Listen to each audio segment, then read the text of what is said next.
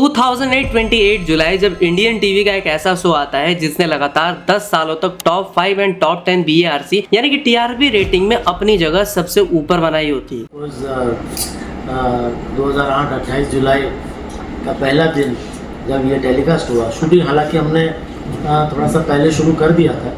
जुलाई 2008 में शुरू होने के बाद इसने 4000 प्लस एपिसोड्स का आंकड़ा पार कर लिया होता है और लिम्का बुक में भी अपनी जगह बनाई होती है। तारक मेहता का उल्टा चश्मा 17 साल तक सिर्फ टीवी का एक शो नहीं होता, ऑडियंस के लिए एक इमोशन होता है। चाहे स्कूल से थक कर घर आया हुआ बच्चा हो, ऑफिस से परेशान पापा हो या घर पे काम निपटा के बैठी मम्मी, हर किसी के लिए 25 से 30 मिनट का सुकून वाला टाइम हुआ करता। बॉलीवुड स्टार्स के लिए ये फेवरेट प्रमोशनल डेस्टिनेशन होता। इवन आज भी मीम पेजेस को कंटेंट की जब कमी होती है तो वो TMKOC के मीम पोस्ट करने लगते हैं। यानी रात को जब 8:30 बजते तो रिमोट के लिए कोई झगड़ा नहीं होता, गोकुल धाम सोसाइटी कोई सेट नहीं, अपना मोहल्ला लगता। सब कुछ रिलेटेबल था जो कि एक मिडिल क्लास रोज झेलता। जेठालाल की एंडलेस प्रॉब्लम्स, दया की हे माँ माताजी वाली इनोसेंस,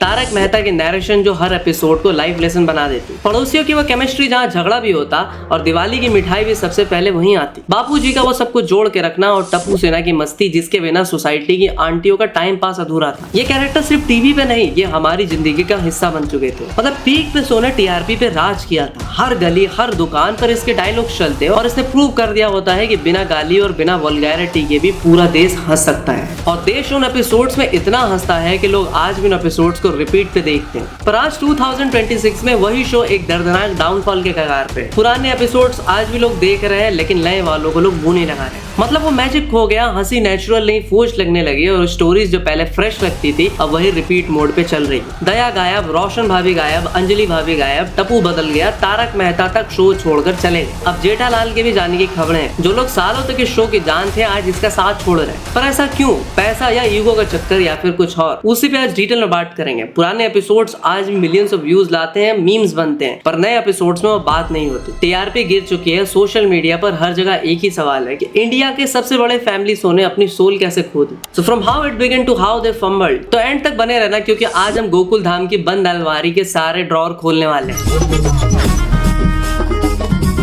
तारक मेहता का उल्टा चश्मा की शुरुआत हुई थी एक कलम से, एक पेपर से और एक गुजराती अंकल की सोच से। तो 1970s की बात है। तारक मेहता जी नाम के एक जर्नलिस्ट होते हैं और वो चित्रलेखा मैगजीन के लिए हर हफ्ते दुनिया ने उल्टा चश्मा नाम की कॉलम लिखते। मतलब दुनिया को उल्टा चश्मा लगा के देखो, घर में सास बहू के झगड़े हो रहे, पड़ोसी का कलेश, सब पे लिखते रहो पर हर बात के एंड में एक छोटी सी सीख जरूर से ऐड। लोग उस कॉलम का वेट करते क्योंकि उसमें ना फिल्मी ड्रामा होता ना झूठ, सिर्फ रियल वाली जिंदगी। फिर साल आता है 2008। एक प्रोड्यूसर थे असित कुमार मोदी। उन्होंने वो कॉलम पढ़ा और उनके दिमाग में एक आइडिया आया। उन्होंने सोचा कि एक ऐसी जगह बनाई जाए जहां गुजराती के बगल में पंजाबी, मराठी के बगल में तमिल हो और सब के सब एक अब्दुल की दुकान पे सोडा पीते हो, वहाँ पे 2-4 बातें करते हो तो कैसा रहेगा। बस वहीं से पैदा हुआ गोकुल धाम सोसाइटी का कॉन्सेप्ट। 28 जुलाई 2008 रात के 8:30 बजे सब टीवी पे एक नया शो है। ना कोई बड़ी प्रमोशन, ना कोई टीवी का सुपरस्टार, सिर्फ कुछ नए फेसेस और एक पुरानी सोच। शो का नाम था तारक मेहता का उल्टा चश्मा। किसी को नहीं पता था कि एक कॉलम से निकली ये कहानी एक दिन इंडिया की सबसे लंबी फैमिली शो बन जाएगी। तारक मेहता जी खुद शो में आके नैरेटर बने और शायद इसी वजह से शुरू से ही इसमें एक इज्जत अपनापन फील हुआ। एक छोटे से मैगजीन के कोने से शुरू हुई ये बात हर घर तक पहुंची और यहीं से स्टार्ट हुआ टेलीविजन इंडस्ट्री का सबसे सक्सेसफुल कल्चरल फेनोमेनन और पीक TRP देने वाले शो की स्टोरी।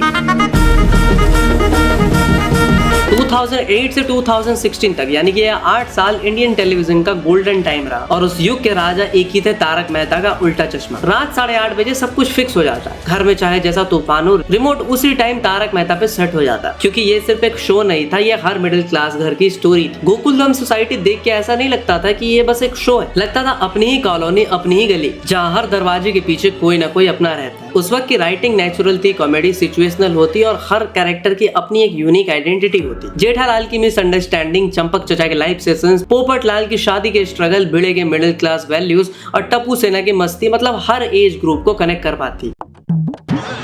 अरे अरे अरे अरे गिर गया बेटा, नींद आ रही है? घर में जाकर सो जाने बेटा है, इधर क्यों खाली ऐसा झोला ले रहा? ये शो सिर्फ एंटरटेन नहीं करता बल्कि इन्वायरमेंट, एजुकेशन, फैमिली वैल्यूज और सोशल इश्यूज पे भी लाइट हार्टेड तरीके से मैसेज देके जाता। TRP चार्ट्स पे डोमिनेट करने के साथ साथ इसका क्रेज कुछ ऐसा था कि बड़े बड़े बॉलीवुड स्टार्स अपनी फिल्मों के प्रमोट करने के लिए शो पे आते। तारी मद मीठी बातें मारू मन मोह। और इसी वजह से इस शो के टीवी की टीआरपी का रिकॉर्ड तोड़ दिया होता है, जो आज तक किसी भी टेलीविजन शो के लिए एक ड्रीम ही है। जुलाई 2008 में शुरू होने के बाद इसने 4000 प्लस एपिसोड्स का आंकड़ा पार कर लिया होता है और इस इनक्रेडिबल कंसिस्टेंसी और मैसिव रन के लिए शो का नाम लिम्का बुक ऑफ रिकॉर्ड्स में लॉन्गेस्ट रनिंग कॉमेडी शो के तौर पे भी दर्ज किया जाता है। देखो उस टाइम पे ना इंस्टाग्राम था ना ही रील्स, फिर भी कल वाले एपिसोड्स के डायलॉग अगले दिन स्कूल, ऑफिस, दुकान हर जगह सुनने को मिल जाते। सबसे बड़ी बात ये थी कि ना गाली, ना चीप जोक्स, ना ओवर ड्रामा, सिर्फ कॉमेडी। इसलिए 8 साल का बच्चा भी देखता और 80 साल के बुजुर्ग भी। प्रॉब्लम के बाद सॉल्यूशन था और हर एपिसोड के एंड में एक सीख।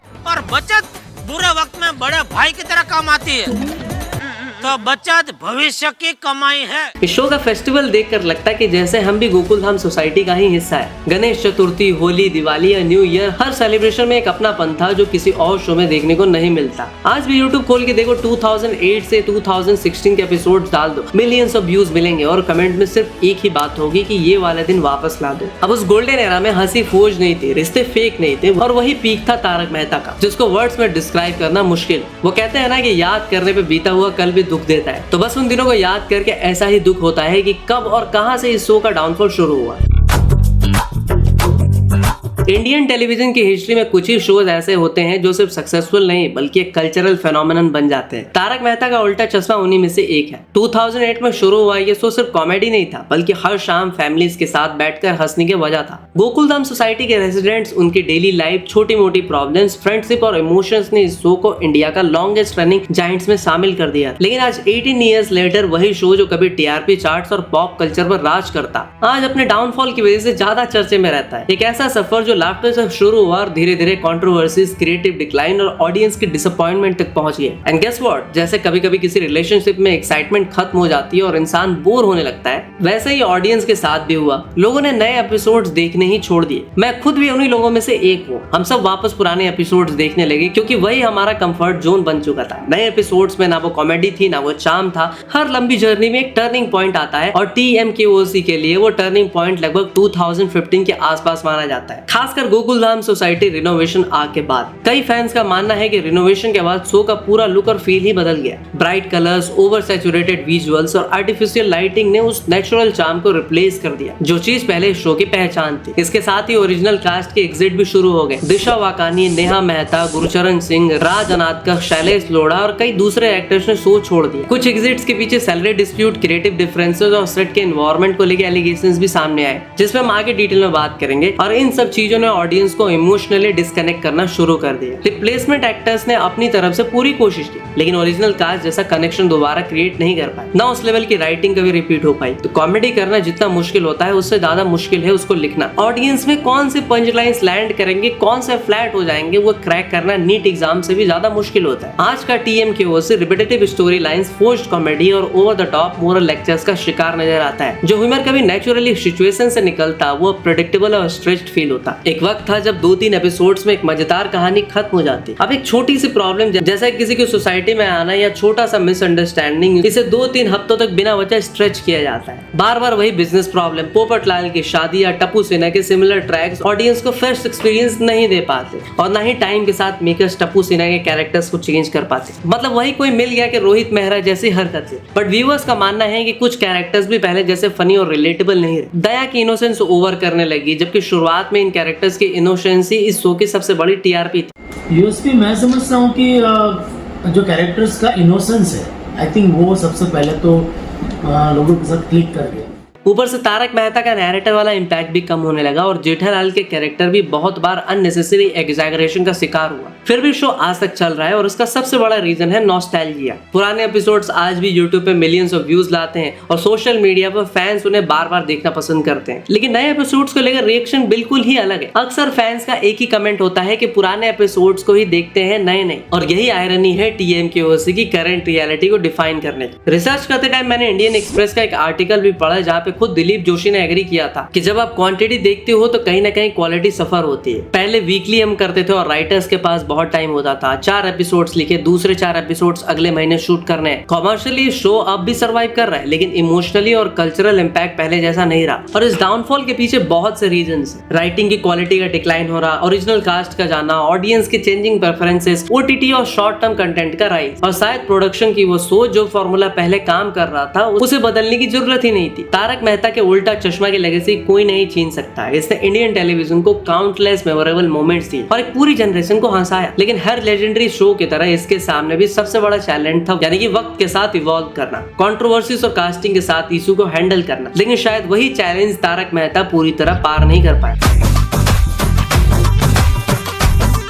इस शो के पीछे एक ऐसा डार्क ट्रुथ छुपा है कि आपके होश उड़ जाएंगे। 2017 में सब कुछ बदल गया। दिशा वकवानी यानी कि हमारी दया बहन वो मां बनी और उनके घर में एक बेटी का जन्म हुआ। नेचुरली उन्हें अपने फैमिली के साथ टाइम स्पेंड करना था। शो में भी ये दिखाया गया कि दया बहन कुछ दिनों के लिए अहमदाबाद अपनी माँ के घर चली गई, लेकिन वो कुछ दिन आज लगातार 10 साल बन चुके हैं और दया बहन आज तक वापस नहीं है। और एक इंटरेस्टिंग फैक्ट बताऊं, शो में सुंदरलाल का रोल निभाने वाले मयूर वकानी रियल लाइफ में भी दिशा वकानी के भाई हैं। जब उनसे पूछा गया कि दया बहन कब वापस आएंगी तो उन्होंने कहा कि दिशा अपनी फैमिली और मदरहुड को प्रायोरिटी देना चाहती है। वहीं असित मोदी ने भी कई इंटरव्यूज में कहा कि वो आज भी दया बहन को वापस लाने की कोशिश करते हैं, बट अब ये काफी मुश्किल लगता है। और यहीं से शुरू होती है वो कहानी जिसने धीरे धीरे तारक मेहता के डाउनफॉल की असली रीजन को जन्म दिया और आगे नई नई कंट्रोवर्सीज आने लगी। 2022 में खबर आई कि शैलेश लोढ़ा ने शो छोड़ दिया, तो फैंस के लिए एक बहुत बड़ा शॉक था, क्योंकि ये कोई साइड कैरेक्टर नहीं था, ये वो इंसान था जिसके नाम पर पूरा शो बना था। सबके दिमाग में बस एक ही सवाल था कि आखिर क्यों। काफी टाइम तक शैलेश लोढ़ा ने पब्लिकली कोई रीजन नहीं बताया, लेकिन बाद में दिए गए इंटरव्यूज में उन्होंने कुछ ऐसे एलिगेशंस लगाए जिन्होंने सबको शॉक कर दिया। उनके अकॉर्डिंग उन्हें सब टीवी के ही एक और शो गुड नाइट इंडिया में सेलिब्रिटी गेस्ट के तौर पे इनवाइट किया गया। वहां पे वो एक्टर शैलेश लोढ़ा बन के गए, तारक मेहता को एक कैरेक्टर प्ले करने नहीं गए। लेकिन एपिसोड टेलीकास्ट होने से पहले उनके पास तारक मेहता के प्रोड्यूसर असित कुमार मोदी का फोन आया। शैलेश के मुताबिक शुरू में कन्वर्सेशन नॉर्मल थी, लेकिन धीरे धीरे टोन बदल गई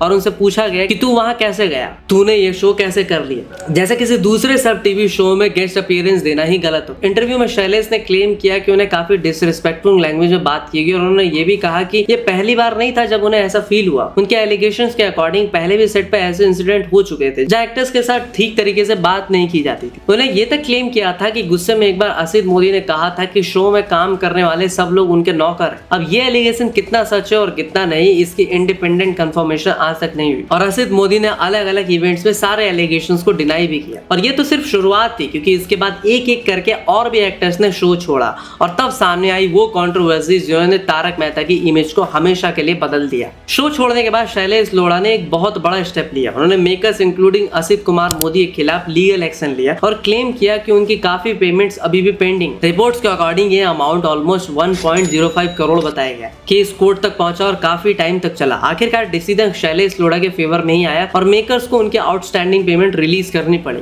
बाद में शैलेश ने भी कहा कि अगर वो चुप रह जाते तो शायद इंडस्ट्री में ये मैसेज जाता कि गलत चीजों के सामने झुक जाना ही नॉर्मल। और कुछ फॉर्मर एक्टर्स ने ऐसे एलिगेशंस लगाए कि असित मोदी का नौकर वाला एक्यूजेशन सिर्फ स्टेटमेंट नहीं बल्कि उनके हिसाब से सेट का एनवायरनमेंट भी बन चुका था। अब बात आती है उन कंट्रोवर्सीज की जिसने तारक मेहता को सबसे ज्यादा हेडलाइंस में ला दिया। इस शो में रोशन सोढी का कैरेक्टर निभाने वाले जेनिफर मिस्ट्री बंसवाल ने शो छोड़ने के बाद मेकर्स के खिलाफ लीगल एक्शन ले लिया। इस बार मामला सिर्फ पेंडिंग पेमेंट्स या कॉन्ट्रैक्ट डिस्प्यूट तक नहीं रुका। जेनिफर ने प्रोड्यूसर असित कुमार मोदी और शो के 2 सीनियर क्रू मेंबर्स के अगेंस्ट सेक्स हरासमेंट और वर्क प्लेस मिसकंडक्ट के एलिगेशंस लगाए। उन्होंने अपने इंटरव्यूज और लीगल फाइलिंग में क्लेम किया कि सेट पर एक्टर्स के साथ डिसरिस्पेक्टफुल बिहेवियर होता है। उन्होंने सेट के बाहर और आउटडोर शूट के टाइम बहुत बार ऐसे कमेंट सुनने पड़े जो उनके हिसाब से अनकंफर्टेबल और इनअप्रोप्रिएट थे। उन्होंने एलिगेशन लगाया कि उनके लुक्स और लिप्स को लेकर रिमार्क्स किए गए। असित मोदी बोलते थे कि आपके इतने सुंदर लिप्स हैं कि किस करने का मन करता है। मतलब कितना ठरकी बुड्ढा है ये। उन्हें प्रोड्यूसर के रूम में भी आने के लिए कहा जाता है। जेनिफर का कहना था कि यह सिर्फ एक बार की बात नहीं है बल्कि ऐसे इंसिडेंट्स बार बार होते रहते। कभी कभी असित मोदी उन्हें साथ में विस्की पीने को भी ऑफर करते। उन्होंने कहा कि इसी वजह से उन्होंने फाइनली डिसीजन लिया कि वो शो में वापस नहीं जाएंगी और लीगल एक्शन लेंगी। जेनिफर ने इंटरव्यूज में भी क्लेम किया कि सेट पर वर्किंग कंडीशन भी काफी डिमांडिंग थी। उनके अकॉर्डिंग टप्पू सेना के यंग एक्टर्स को एग्जाम के टाइम पे भी सेट पे पढ़ाई करनी पड़ती क्योंकि शूटिंग स्केड्यूल्स एडजस्ट नहीं होते। उन्होंने ये भी एलिगेशन लगाया था कि लेट नाइट शूट्स के टाइम बेसिक अरेंजमेंट्स जैसे कि प्रॉपर फूड भी बहुत बार सेटिस्फैक्टरी नहीं होता। I left the show because, like I said, I was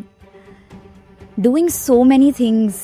School, classes, फिर स्कूल के बाद कॉलेज, 12th स्टैंडर्ड, उसके बाद डिग्री कॉलेज, ऑल वाइल दिन में 12-12 घंटे काम कर रहे हो आप for at least 10 to maybe sometimes 20 days in a month. था। दूसरी तरफ असित ने इन एलिगेशंस को डिनाई करते हुए कहा था कि जेनिफर का कंडक्ट अनप्रोफेशनल था और उनके क्लेम्स गलत। और फिर इस केस में एक और बड़ा डेवलपमेंट आया। लेबर कोर्ट के ऑर्डर के बाद जेनिफर मिस्ट्री के फेवर में फैसला आया और उन्हें कंपनसेशन अवार्ड की गई, जो रिपोर्ट्स के अकॉर्डिंग ऑलमोस्ट 5 लाख थी। जेनिफर ने बाद में ये भी कहा कि उन्होंने कंप्लेंट सिर्फ असित मोदी के नहीं बल्कि 2 और सीनियर क्यू मेंबर्स के अगेंस्ट भी की थी। हालांकि फाइनल ऑर्डर में रिस्पॉन्सिबिलिटी को लेकर अलग अलग कंक्लूजन सामने आए। शो में एक और आइकॉनिक कैरेक्टर था हमारा ओजी रोशन सिंह सोडी, यानी कि पार्टी सार्टी वाले सोडी। अब पार्टी के बिना सोडी अधूरी थी। ये डायलॉग सुनते ही आज भी फैंस के चेहरे पे स्माइल आ जाती है। इस कैरेक्टर को प्ले करते थे गुरचरण सिंह। सच कहूं तो उनके बिना तारक मेहता इमेजिन करना ही मुश्किल था। उनकी एनर्जी, उनके बल्ले बल्ले वाला अंदाज और ओवर द टॉप पर्सनैलिटी ही सोडी को इतना मेमोरेबल बनाती है। लेकिन 2014 में अचानक खबर आई कि गुरचरण सिंह ने शो छोड़ दिया। उस वक्त रीजन बताया गया क्रिएटिव डिफरेंसेस। उनकी जगह एक नए एक्टर को कास्ट किया गया और ऑनेस्टली फैंस को रिप्लेसमेंट कभी एक्सेप्ट ही नहीं हुई।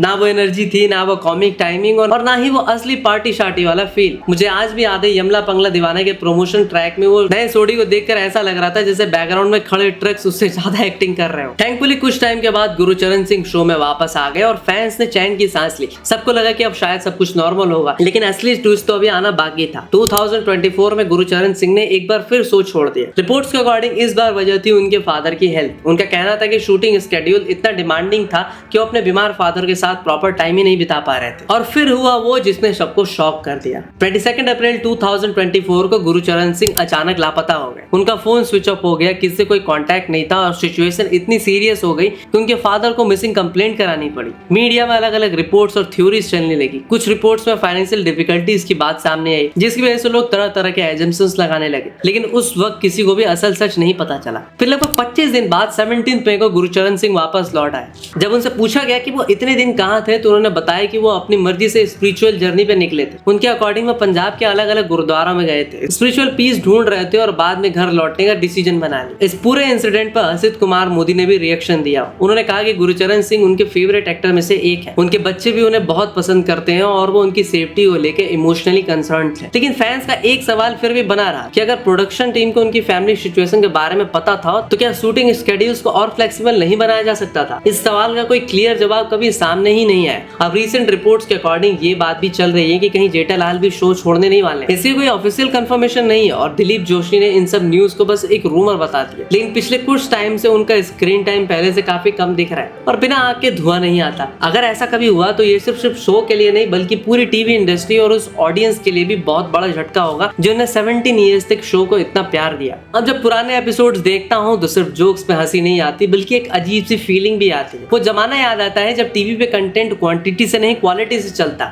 जब एक सिंपल सी कहानी भी दिल जीत लिया करती और बिना किसी कंट्रोवर्सी या शॉक वैल्यू के करोड़ों लोगों को एंटरटेन कर देती। शायद इसीलिए तारक मेहता के डाउनफॉल सिर्फ एक शो का डाउनफॉल नहीं बल्कि इंडियन टेलीविजन का एक खूबसूरत एरा के खत्म होने की स्टोरी भी है। आज टीवी पे शोज बहुत है लेकिन हर शो की यादें नहीं बनती जो तारक मेहता के उल्टा चश्मा से बनाई थी। सबसे बड़ा लॉस सिर्फ मेकर्स को नहीं हुआ, सबसे बड़ा लॉस इंडियन टेलीविजन को हुआ जिसने अपना सबसे आइकॉनिक फैमिली एंटरटेनर धीरे धीरे खो दिया। और सबसे ज्यादा नुकसान उस ऑडियंस को हुआ जिसके लिए गोकुल धाम सिर्फ एक सोसाइटी नहीं बल्कि घर जैसा एहसास था। Because some shows don't just end, they take a part of your childhood with them. Tarak Mehta prove that you don't need drama to be remembered, you need heart. And maybe that's why even today Gokul Dham still feels like a home. खैर, अपनी आंखों के सामने अपने सबसे favourite show को बर्बाद होते देखना तकलीफ तो होती है, बट नए ना सही पुराने एपिसोड्स पे आज भी रिमोट का बटन खाना खाते टाइम दब ही जाता है। खैर, आपको अगर ये केस स्टडी पसंद आई हो तो इसे लाइक करना है जिससे इसकी रीच और भी लोगों तक पहुंचे। और for more such content ladder facts को सब्सक्राइब भी कर लेना। तो मैं मिलता हूँ आपसे अगली वीडियो में, तब तक के लिए हर हर महादेव।